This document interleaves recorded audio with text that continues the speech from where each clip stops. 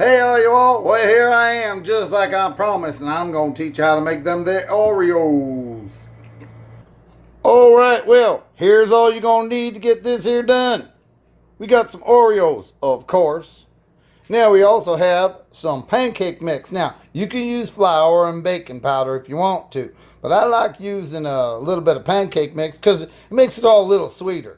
Speaking of sweeter, we're also going to add a little more sugar to it, just to really make it sweet.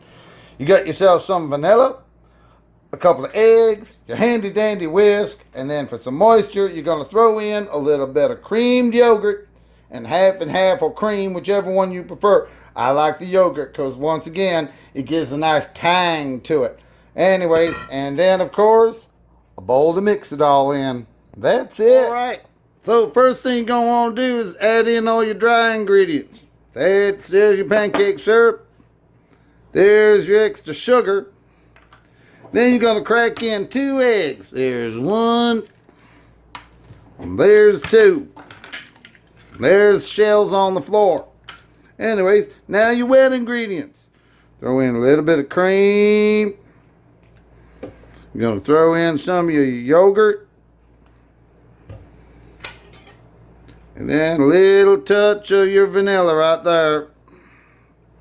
Then you're going to whisk it all nice and smooth. Now, secret is that you want to keep it so it's nice and thick, because you want it to stick to your Oreo cookie.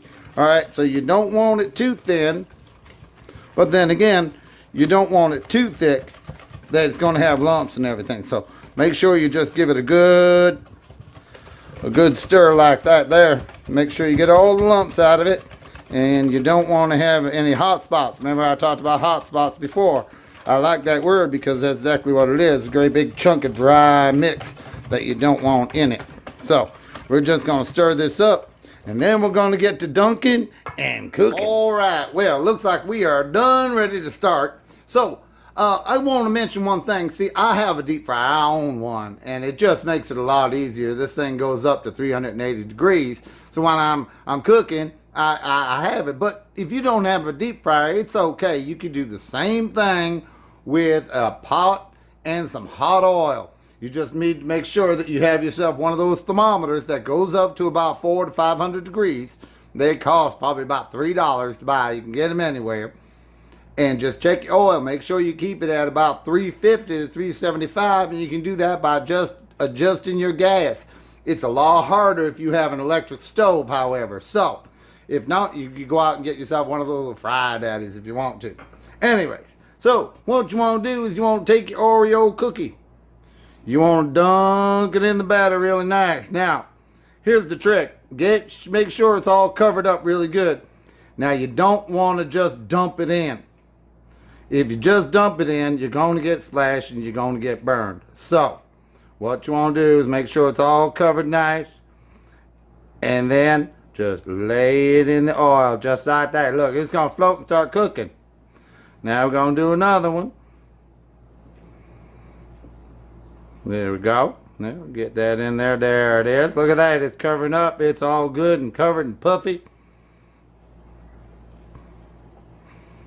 There we go. We'll do another, and we'll do one more just for good measure, because I sure do love these things, and I'm going to show you a little trick with them later on too. So we're going to do that there.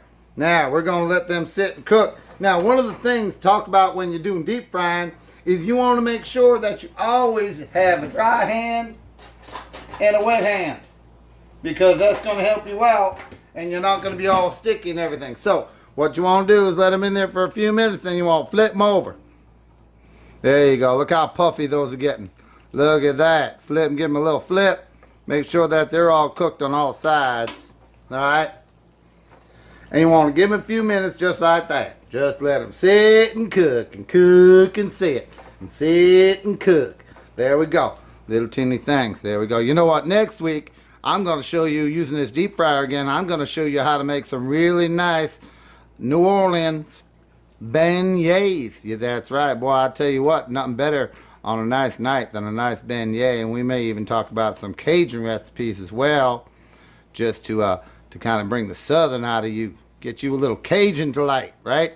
So You want to let these things cook until they're nice golden brown, just like that. Look at that.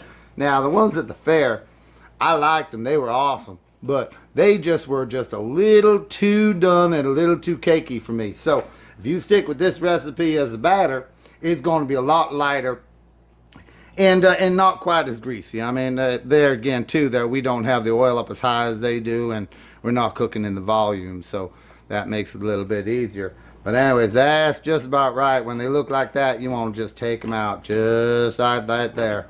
There we go. All right. Well, now we're just going to pour these out here. They've drained for a little bit. And we'll just place them here. Let's sacrifice one and have a look at it. Oh boy, look at that. Look at that. That's some nice stuff right there. So what we're going to do, we're going to do this.